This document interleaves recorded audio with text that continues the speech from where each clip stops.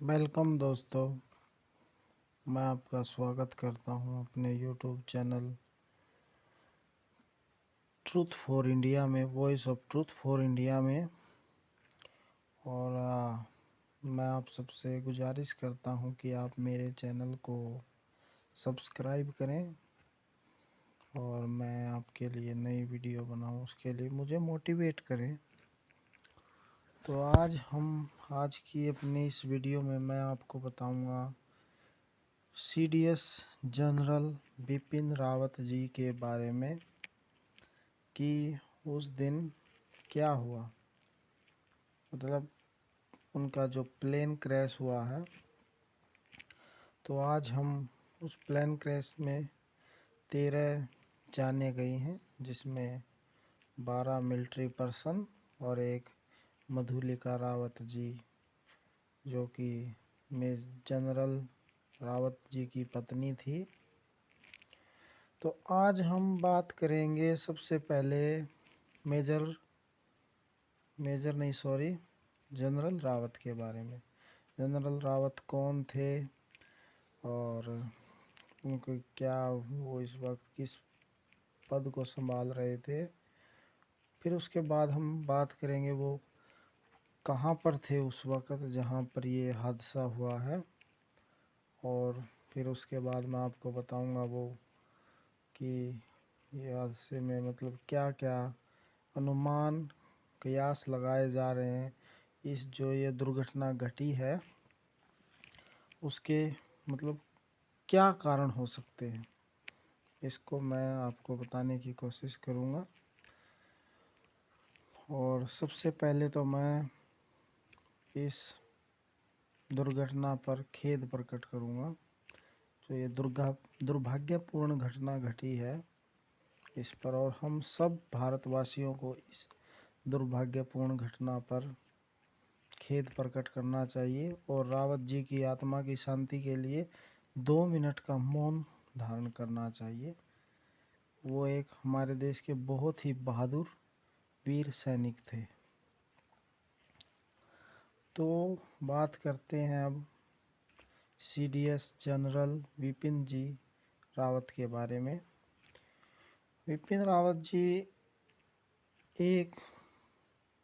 2 साल पहले हमारी जो तीनों सेनाएं हैं उनके चीफ ऑफ डिफेंस स्टाफ बनाए गए थे।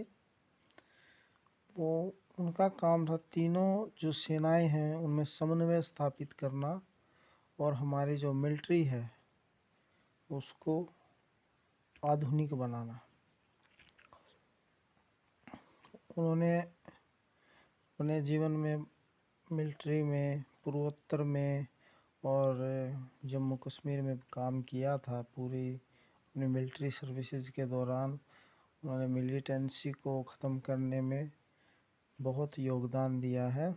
इन Jammu Kashmir all out mission and in पूर्वोत्तर surgical strike in Myanmar and in also in Doklam and in POK after Uri attack।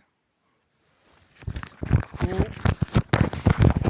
हम बात कर रहे हैं, तो ये जो हेलीकॉप्टर दुर्घटना घटी है जिसमें वो सवार कर रहे थे, तो वो हेलीकॉप्टर था MiV-17 फ्रॉम रसिया। और ये जो हेलीकॉप्टर ये बहुत ही कैपेबल हेलीकॉप्टर है, चॉपर है।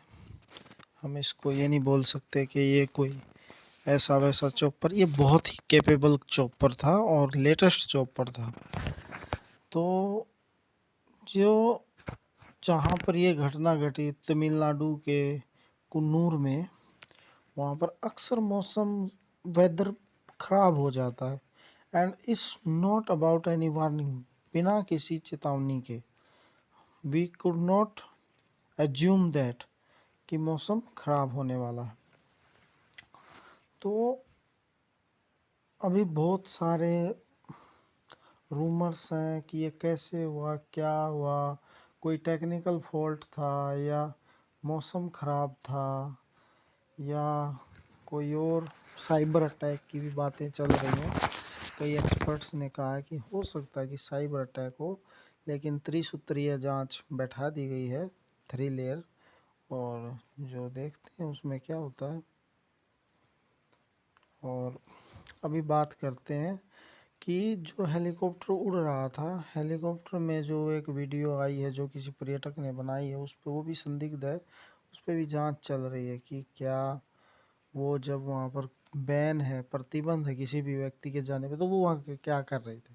वो उनकी ये जो हेलीकॉप्टर उड़ रहा था, इसको मतलब वहाँ पे देख रहा, कोहरा इतना ज़्यादा था, तो वो चल रहा था विजुअलिटी पर, वो इंस्ट्रूमेंट पर नहीं था कि हम इंस्ट्रूमेंट से जो मिल रहा है, नहीं कि इंस्ट्रूमेंट से देख रहे हैं आगे और चल रहे हैं, नहीं, वो चल रहा था विजुअल पे कि जो आदमी अपनी आंखों से देख रहा। और वहाँ पर कोहरा इतना ज़्यादा था और हाइट इतनी कम थी जिसके कारण ये दुर्घटना घटी है, ऐसा एक अनुमान है, हम इसकी पुष्टि नहीं करते हैं।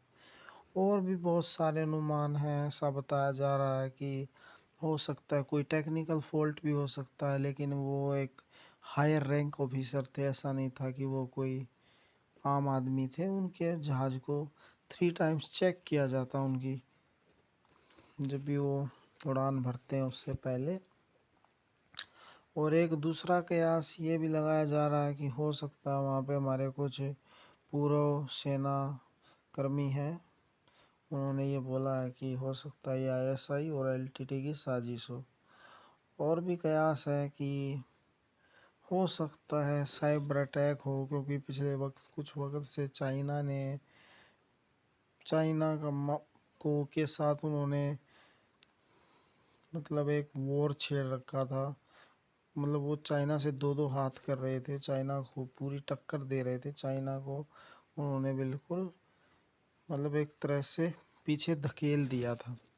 तो ये भी कहा जा सकता, लेकिन हम ये और अब हम कह रहे हैं मतलब, लेकिन चाइना के बारे में हम कह के क्या हम अपने सीडीएस को, मिलिट्री के हायर रैंक्ड ऑफिसर को, टॉप मोस्ट ऑफिसर को नहीं, ये हमारे आर्म्स फोर्स की एक बहुत बड़ी बेइज्जती है। तो कृपया करके ऐसा ना बोले बिना किसी प्रूफ के। हमारे आर्मी बहुत ही कैपेबल है, हमें उसकी रिस्पेक्ट करनी चाहिए और उसका सम्मान करना चाहिए। और भी कारण बताए जा रहे हैं। और उसमें क्या हुआ है कि 13 जवान्स हमारे जो 30 मिलिट्री ऑफिसर्स हैं वो शहीद हुए हैं, और मिसिज मधुलिका रावत जी भी शहीद हो गई हैं, किसी को बचाया नहीं जा सका।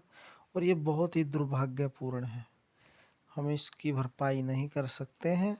वो एक एनर्जेटिक पर्सन थे रावत जी, और उन्होंने मतलब कि वो हर नीचे के ऑफिसर से लेके ऊपर तक सबसे टच में थे, अपना व्हाट्सअप नंबर दिया हुआ था। वो बहुत ही मतलब मॉडर्नाइजेशन कर रहे थे हमारी मिलिट्री का, और उनके जाने से हो सकता है कि ये काम रुक भी जाए, क्योंकि ऐसी शख्सियत दोबारा मिलना बहुत मुश्किल होता है। बहुत ही कैपेबल आदमी थे। तो we thankful to him and our best wishes for his childrens. And हम सबको अपने देश के प्रति समर्पित होना चाहिए, अपनी आर्मी के प्रति समर्पित होना चाहिए, और उस पर किसी भी शक की निगाह से नहीं देखना चाहिए। और अभी इंतज़ार करना चाहिए कि हमारी जो जांच एजेंसियां जांच कर रही वो क्या बोलती है। हमें अपनी सरकार, देश, जनता को अपनी सरकार, अपनी आर्मी, अपने लोगों पर विश्वास होना चाहिए। यही एक अच्छे राष्ट्र की निशानी है। और मैं आप सबसे आशा करता हूँ कि आप अपने देश और राष्ट्र पर पूरा भरोसा कायम रखेंगे, और रखना भी चाहिए। Today we are facing lot of problems. We have 2.5 enemies. One is China, one is Pakistan, and half is in our country.